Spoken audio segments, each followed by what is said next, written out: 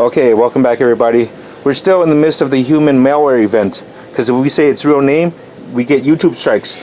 So, since we're a computer shop, this is malware. Well, this is a Apex case. It was my go-to build case for many years.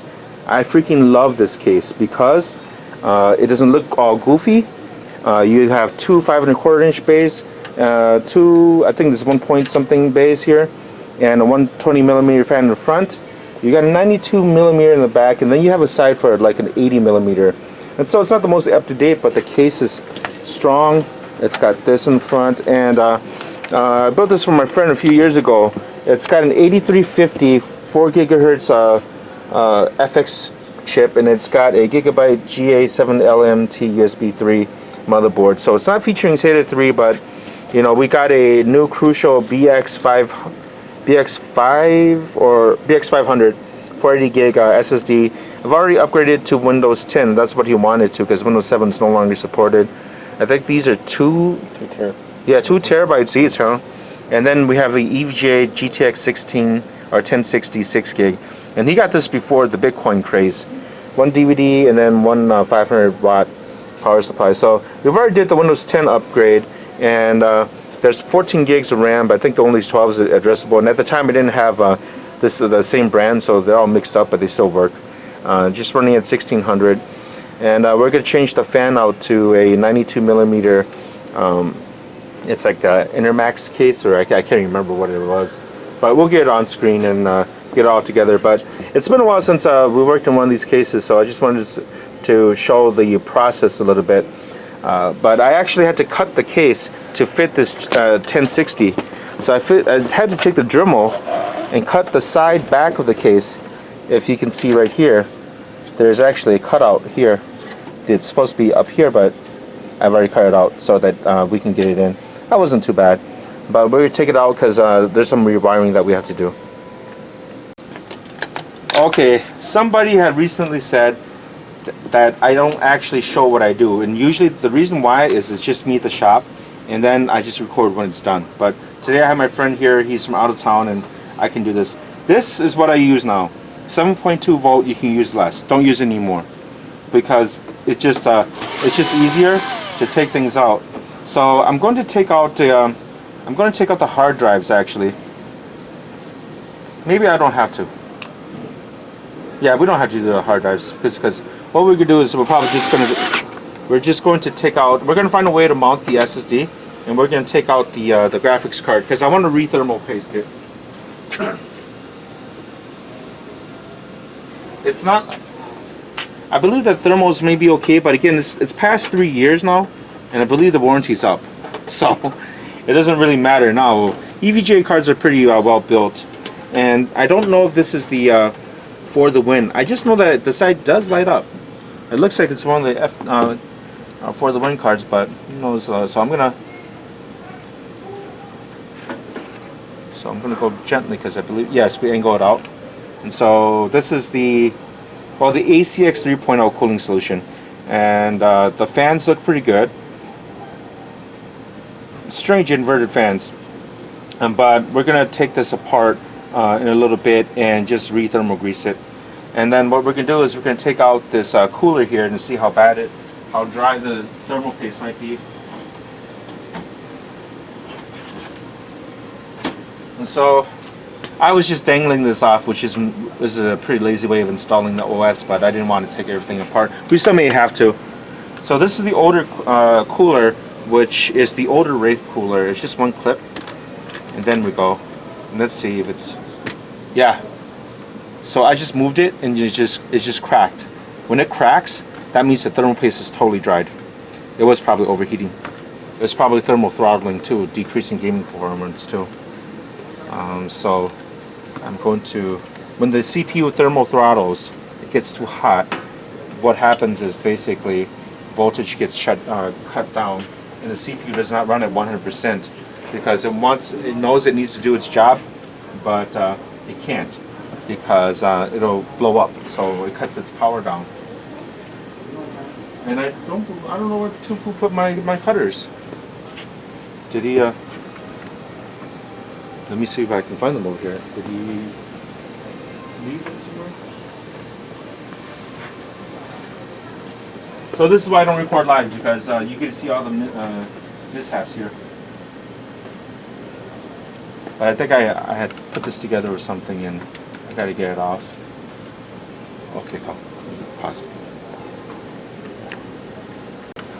Okay, so I'm trying to get everything taken apart because, so this is the old Wraith cooler, and it just popped out. And my friend, this is what happened. The thermal paste is totally dried. It's not pulling out any heat whatsoever. So the CPU was probably thermal throttling, probably overheating. And so we'll get that taken care of.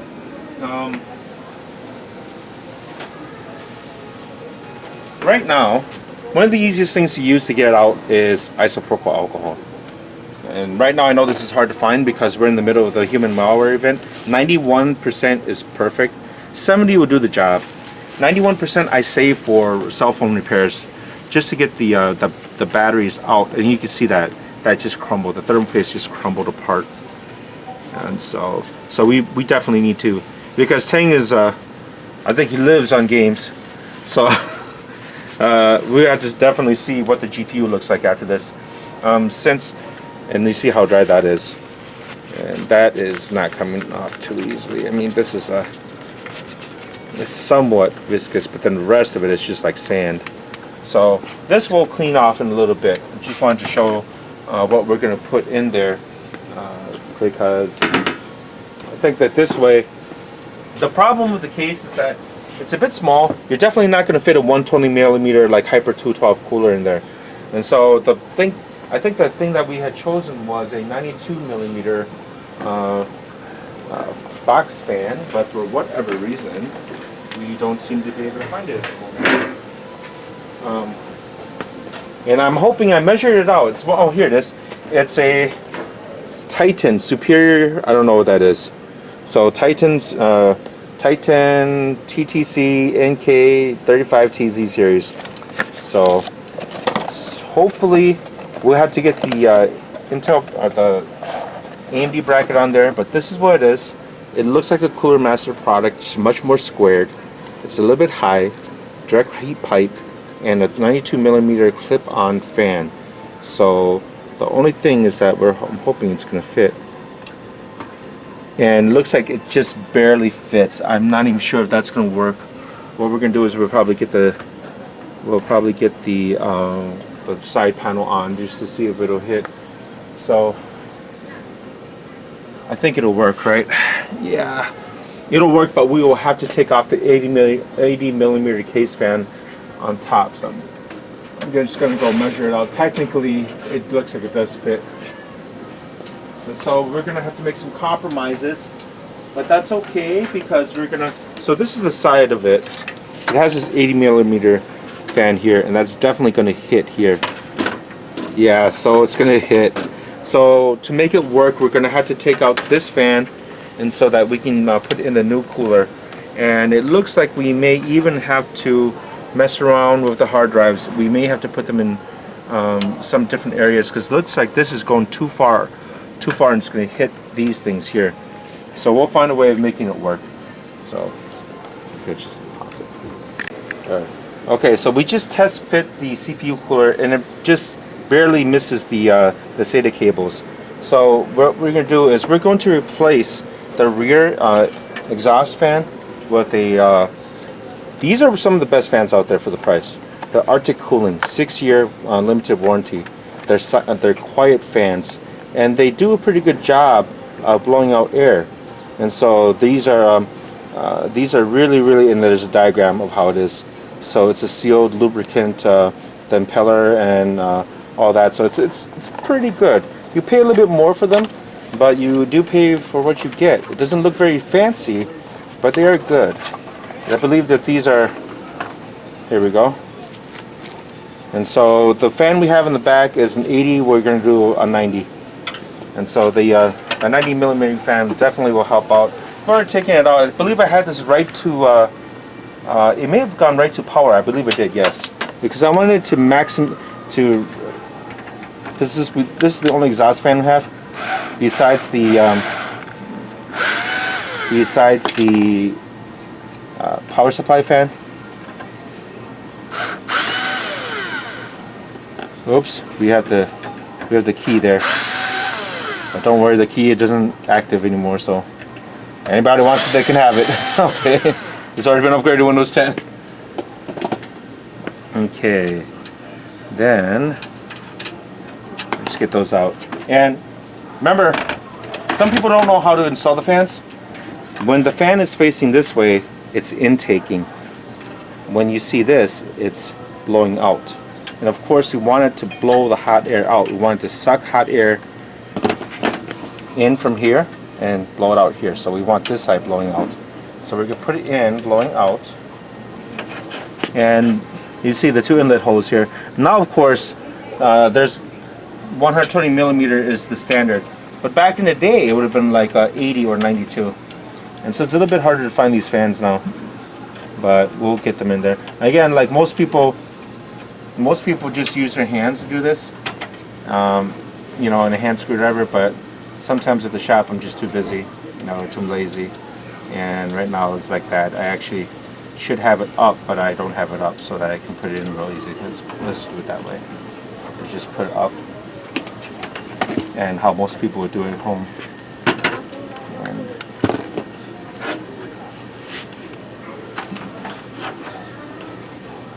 I'm not going to fast forward this, quite frankly, because I just don't have time to edit. Again, just and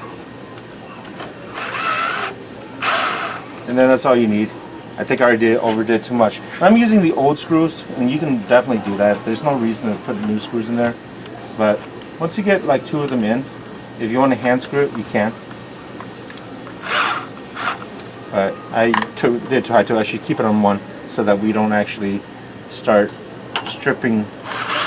You see that? Now we get the clutch spinning in, knowing that we've already done this is the, there we go. And before I might strip this one out, but 3 of them in are good. And so once that's in there, that's already a substantial upgrade from the old fan, because the old fan would have been a bit noisier and it wouldn't have pushed out as much airflow as this. Now on this motherboard, I believe that we have a lack of fan headers here. So I believe that we only have the CPU fan in the front, and there's a system fan in the front here too. We could go all the way like that, but like I said, since our friend here is a pretty avid gamer and he's got the 1060 in there, we kind of wanted to run it maybe at full speed all the time. And it's not a big deal because we can always give him another fan in the future. So we're plugging it directly into DC through a Molex that I have connected up there. And so we'll put that in there. And there's nothing else in here. I'm going to show you guys how, in this case, there's no real place to put. I didn't buy an adapter for the SSD, and honestly, the only other place we could put it is in the 5¼ inch bay. But we're gonna put it down here. If Tang, you can get over here. There's actually a little bit of space. You don't have to connect the whole SSD. The SSD, nothing moves. You just need to put a place where it's gonna mount nicely. So if you look around your case, sometimes you'll find a nice lucky space like this. And for this, we just need actually 1 screw is enough.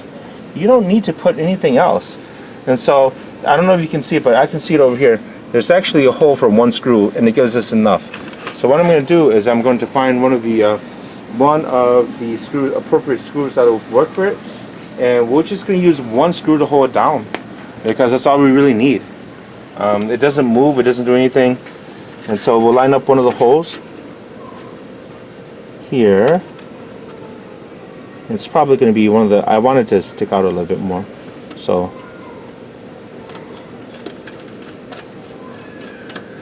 and there it is. That's it. Even if it wobbles a little bit, we don't really care because there's nothing moving in it. There's nothing to be damaged, you know. And we're just really lucky that in this case we have that. The hardest thing now is to find how we're going to connect one of the SATA cables down here so that it doesn't get caught into the CPU fan. I mean, I'm sorry, the GPU fan. So we're going to cut.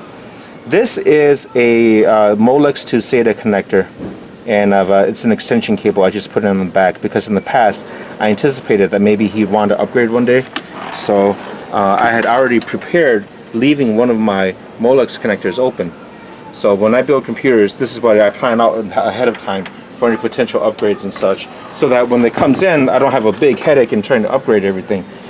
And cable management is very important in tiny cases like this. Otherwise, you're going to have a headache fans get, things get caught in fans and stuff like that. It's just a real pain in the butt. So basically we have everything set. We actually have a SATA cable open here, but this we can always connect to something else in the future if Tang really wanted to. So right now we're going to apply the thermal paste onto the CPU cooler. This cooler is actually super simple. This has got to be the simplest cooler I've ever seen. The Intel brackets were already pre-installed, which is, I guess, nice, but the AMD one, there's a little slit here, gives you some play. You put it over the hole, and it just clips on to either side of the stock coolers, and it clamps pressure down. And so that's what we're going to do. If we can look at the here, it says some people don't do this. Some people actually don't remove this. Some people don't remove this. They totally forget about it. And so we have this copper heatsink design where there's hollow copper pipes, and then it's actually buted down, pushed down, so that makes direct contact with the CPU. What we're going to use is we're not going to use the stuff that came with it. I don't know what it is. It's labeled. It's labeled as this. So if you have the same cooler, it just says G3000, 1 gram of it. I don't know what it is. It looks like it's their own brand. But since our friend lives pretty far away, we're going to put in Arctic Silver. There are other things, but here's Arctic Silver. Arctic Silver is $10 for this, and it's powderized, high density polysynthetic silver thermal compound. So I believe it's good for at least 3 years. So saying if you can put like that right there, and you don't have to get too close. I guess I could do that. We have the light on, so I don't know how this is gonna turn out, guys, because I've never really done this before. Before we had 2 full hours doing the camera work, but we've got like some light on this. We have an LED light on there, so it might be too bright. But I thought we had the heat spreader, but I guess we don't. Well, this is what I do. This is basically what I do. I basically cover the heatsink versus the CPU when it's like this, because this is actually going to cover more than the CPU. So we could do that to make sure that the CPU is all covered up too. But I tend to do it on the heatsink first, just to see how it goes. But I guess we can do both. I guess not both. Let's just do the CPU. So on the CPU of Arctic Silver, a little goes a long way. You put too much, and it goes all over the place. It's ungodly. It's unwieldy. And then put too little, and of course it's not enough. And so with Arctic Silver, depending on how you, and some people say, "What are you doing, dude? You should probably put a P thing." Arctic Silver is not. It doesn't work as well as that. I'm sorry. It doesn't spread well sometimes. This is just from experience. It doesn't spread well, and it gets stuck there. So I'm going to use one of my business cards.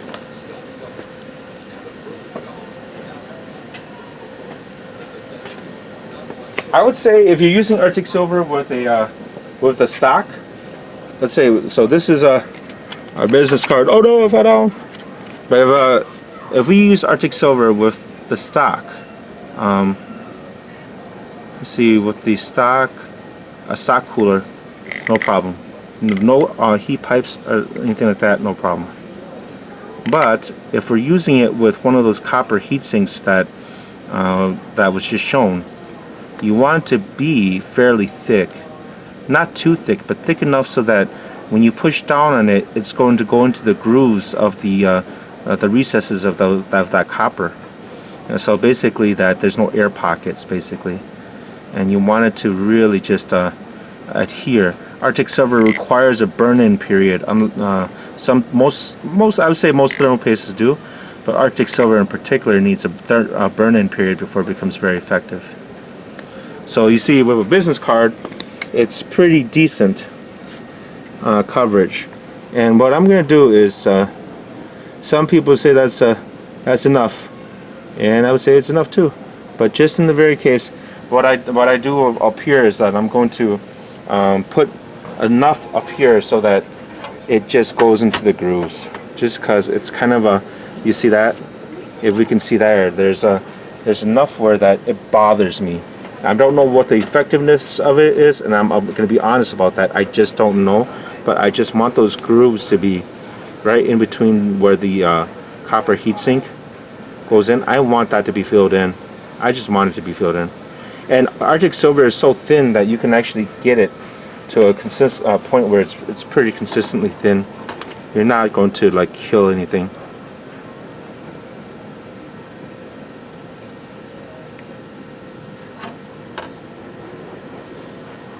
You see how it actually doesn't spread very well, even if you made a P. Some people do traditional thermal paste. You put a pea size in there, and it covers everything. But you see this, it doesn't paste like that. It's almost like you have to put pressure on it for it to move. It's not as viscous as some other thermal paste is. And so this, some people might say I'm making a mistake, but I'm putting on a pretty thin application, even though it doesn't look like it. And I'm putting a lot of pressure on there for it to so that it doesn't clump up. And with this thin layer and that layer on top of the CPU, we can be assured that we're making a positive contact, and there's going to be some heat transfer, and we're not going to get air pockets and stuff. So again, there's some people who are super OCD about it. I guess you can call me OCD enough, but we're going to put this one in first, and we're going to do the graphics card in a bit. But with this, I believe the easiest way to do is I never want to. You want to put the. Oh, that would have sucked. You want to put the clamp, the clamp down on the bottom so that your finger can reach it. That's for me. I don't know about you guys, but my fingers are pretty big. So we're just going to eye this out and put it down, and I'm going to clamp up this. So we're going to line up the top here. It's really hard to see, even though we have it lit up. So now I have that clipped in, and I'm lining up the bottom piece here, and I'm going to move the rocker arm to see if it'll actually fall down. So I've moved it all the way down to the left, top, and the rocker arm is moved, and now I'm going to push to the right, and it locks down, and that's all we need. So it's locked down. The best that it can get in this particular case. Even though it looks like it's going to wobble, once it burns in, it's not going to move. So once it burns in, it's not going to move anywhere. Some people say that if you take this off, you lose the warranty. One of the easiest, cheapest ways to do this and not get it caught in the fan is to do a twist loop like this. And then you just basically, once you twist loop it, you loosen it up, and it has no chance of really getting caught in the intake fan. And so we're just do that. We're connecting it to the CPU header right now, and we can tie that down with a miniature zip tie, just so that it doesn't wobble around or anything like that. And so zip ties are something that people cheap out on, and in my builds I never cheap out on the zip ties. And so the zip ties are pretty important. We actually used almost the whole vial of Arctic Silver, so believe it or not, that was a lot of coverage on this CPU, which is pretty good. I mean, I'm glad it's in there. And then I go with these. No sponsorship, but the reason why is that it actually has a pretty high 185 degree that's right, though, 185 degree temperature, and you know that means that it's not going to become brittle. Cheap zip ties become brittle and crack, so you don't cheap out in zip ties, because otherwise over the time that you're using the computer, those zip ties will just crack.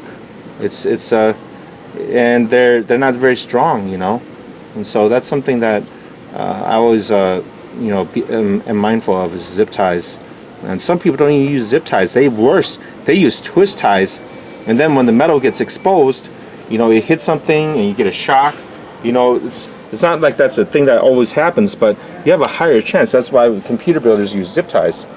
And so we're gonna get some of those fingerprints off, but right now we have enough clearance for both the hard drives. We need to actually get a SATA connector here. We've just replaced the rear fan here, and we're going to do the graphics card. So that's the next part. This is the last bit we have to really do. This is the EVGA GTX 1060. This is with the ACX 3.0 cooling solution, and the fan blades look kind of weird, but if you see this kind of perforation in them, this is a technology that was only used in server fans a long time ago. then they just incorporate it into consumer fans. So the reason why they have pitting on here and why it's like a matte finish is that so that dust doesn't stick on there, it doesn't clump up dust. But it's been such a excuse me, long time. We're gonna take it off. So there's a EVGA has some more of the complicated fan assemblies. Just remember where you put the fans. Now, since it's over 3 years, you know, we're going to break the warranty just by taking this off. So these are the spring-loaded fans in the middle. And it's a good idea just to keep them all in one place if you're not familiar with doing all this. It's not too hard. Eventually you figure it out, even if you goof up. But even if you're not sure, you can always take pictures of your progress. And that way you can put the right screws where they are. I've seen some customers force long screws into short screw holes and just damage everything. Those are the 4 spring-loaded. And then what we're going to do is we're just going to take out. This is where the PCI bracket goes, and we had to. I believe we had to do that because. Well, you know what? Why don't we leave that to the side, and why don't we just get where there's a steel backplate here. You can see where the holes are holding it together to the PCB. We'll just take those off first, and if we get lucky, we don't have to take the whole assembly off. So they are a different size from the PCI bracket screws. They're a little bit longer, and I typically just put them together. You can see that there is some there's kind of like a Loctite kind of glue there, and you may or may not want to put that back in. I typically don't, because mostly the pressure that you put in is enough. Your fan would have to be wobbling quite a bit for this to come apart. And we just want to see initial temp checks with Specky. It looked alright, but that was at idle. And like I said, we don't know what it looks if the GPU thermal grease is good anymore. I'm just going around the whole graphics card and taking everything off here just to see if it pops off. And so far, it looks like it will. It looks like it's going to come off, and there's a few screws holding it down, and that is actually the PCI bracket screw in the back here. We're going to unscrew the PCI bracket screw right here. Looks like there might be a washer in the back of it. Yeah, and there's a washer in the back of this. You see it just popped out. So we're going to keep that separate. That one here, and we know that's going to be the bottom part. And then let's see what happens here. So it does slide out a bit, and we want to be aware of our wires. So it looks like we might have to take it apart just to get those wires. I mean, I'm sure there's a cheap, shortcutty way of doing it. Let's see if I can get the cheap, shortcutty way. And there's no cheap, shortcutty way of doing it this time, maybe. Yeah, there's not. So, nope, there it is. There it is. And I'm going to. Okay, so I'm going to use some tweezers to do this. Not tweezers, but pliers.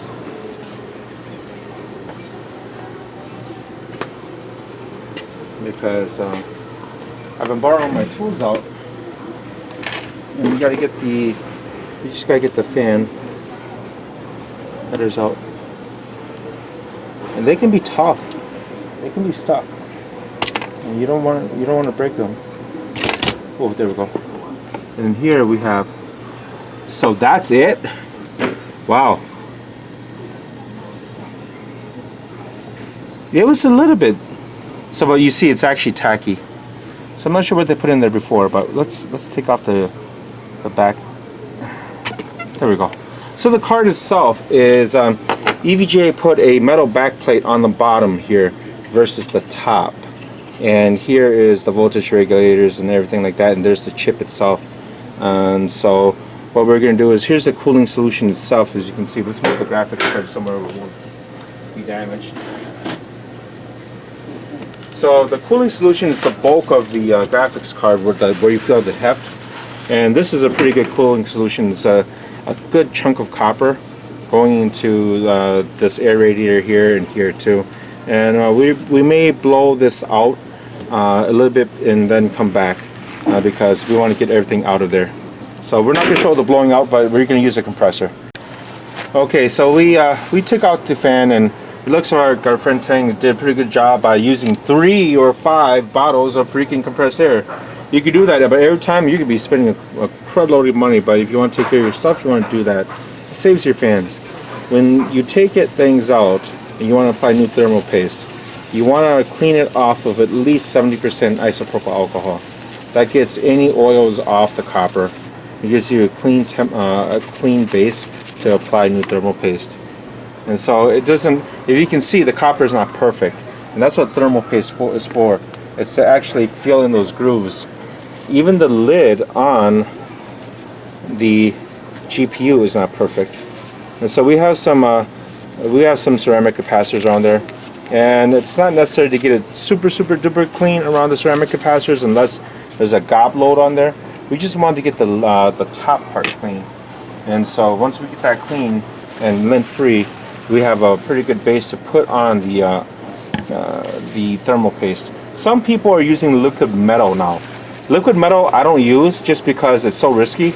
It's kind of, especially if you look at this GPU, if you put liquid metal on that and it falls down onto the caps, forget about it. And so liquid metal stays liquid. It doesn't burn in like thermal paste. It doesn't burn in like Arctic silver.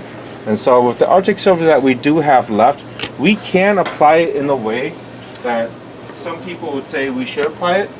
But again, this chip, is it the Pascal? Don't know, can't remember.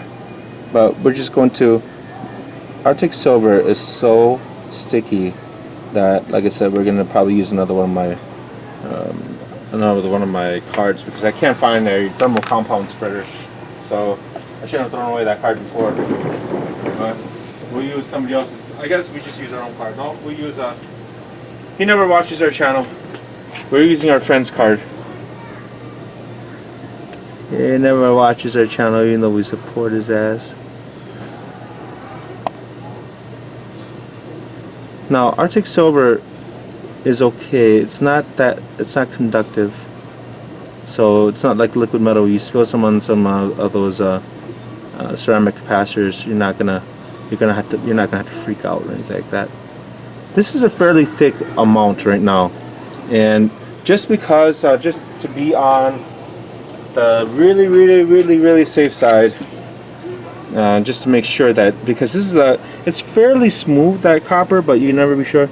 I just put a little dab in the middle like this, and that will, once we push in that center part, it'll fill in everything else.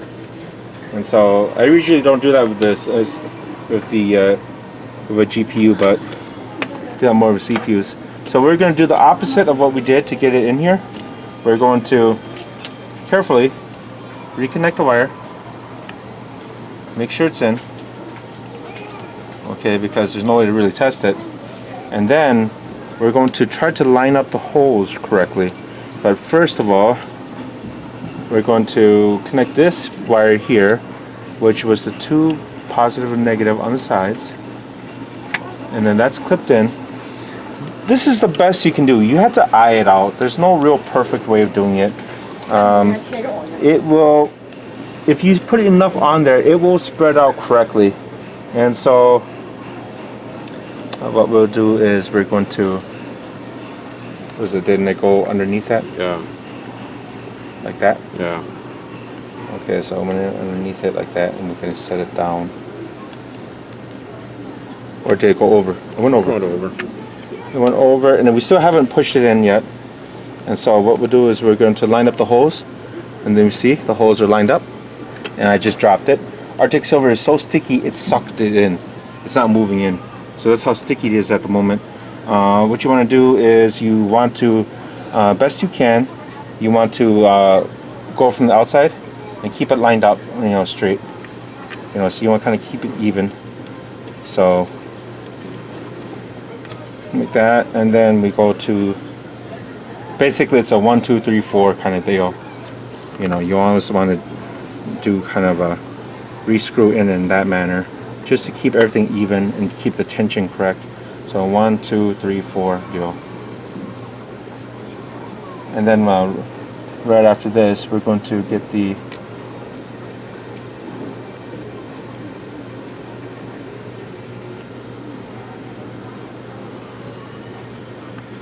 after that, I'm going to lock in the 4 center screws, the spring-loaded screws.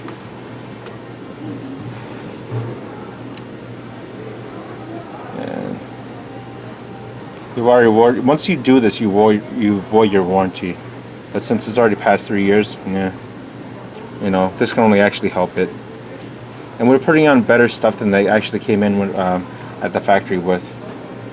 So foreseeably, you can get cooler temperatures and the card will last longer.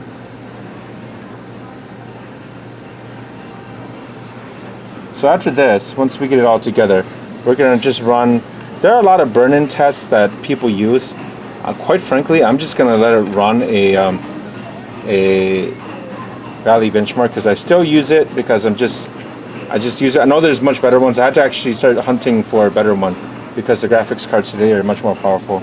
But once we get this together, we'll run that Valley benchmark. We'll do a burn-in test for about an hour, you know, or so, just to make sure that, you know, it starts to set in.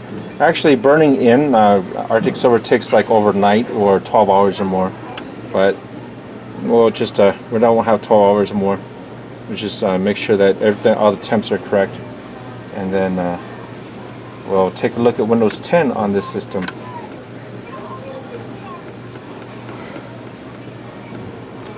But yeah, I don't fast forward, and I don't want the videos to be that long. That's why I haven't done this before. And you guys have to let me know if this is something you guys want, because I never really have shown anybody what I do by hand, because it's always been a repair and then wait for the customer to come in kind of deal. So when this is flipped over, the easiest way to do this is basically put it in, and you don't need a screwdriver. You just hold the back. You hold the back and you get the right screwdriver and you just turn it in like this. Now it's going to spin for a bit. Then you just hold. Well, like actually you could, if you do it good enough, it self-tightens, you see. If you do good enough, it self-tightens, you don't need a plier to hold it back in. That's it. Well done. So we'll put this together and then we'll run the burn-in test. We'll clean it a little bit and some final thoughts. All right, so we've got it all together. I have the settings here. The settings are 1920 by 1080. All there's no VSync, 8x anti-aliasing, and we're in about over hundreds. I mean the 70s over hundreds. I'm going to do a quick benchmark on it. So as you can see, we're actually getting 56 frames per second. Excuse me. 61 degrees Celsius, so it's staying pretty cool. Oh boy, that is not me with the malware. That is me eating spicy ass, cheap ass ramen.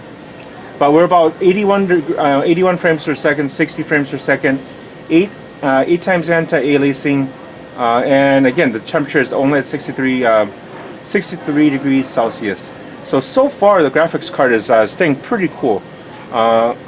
I don't know what the CPU fan is running at because I haven't put it up there, but we do have the new CPU fan in, and we're just doing a quick benchmark, and it's going to run through the benchmark and we can get an idea. So we already see here that there's a minimum frame drop of 25.8 and a max of 126 frames per second, and we're roughly maybe like a third way through. And right now we're still up to about the 63 degrees Celsius and such, and we're still in the 70s. So foreseeably, this is DirectX 11. Now, a lot of there are new games that do take advantage of DirectX 12, and you would need Windows 10 for that. So DirectX 11, I believe there may be a way to do it in Windows 7, but I don't think it's as efficient as Windows 12. Correct me if I'm wrong in that. But the newest 1909 update should support all the new APIs such as Vulkan and Mantle and all that stuff. So we'll see how that works. So it's right now the CPU is not overclocked. It's just running at stock. The 8350 will turbo up to 4 gigahertz when need be.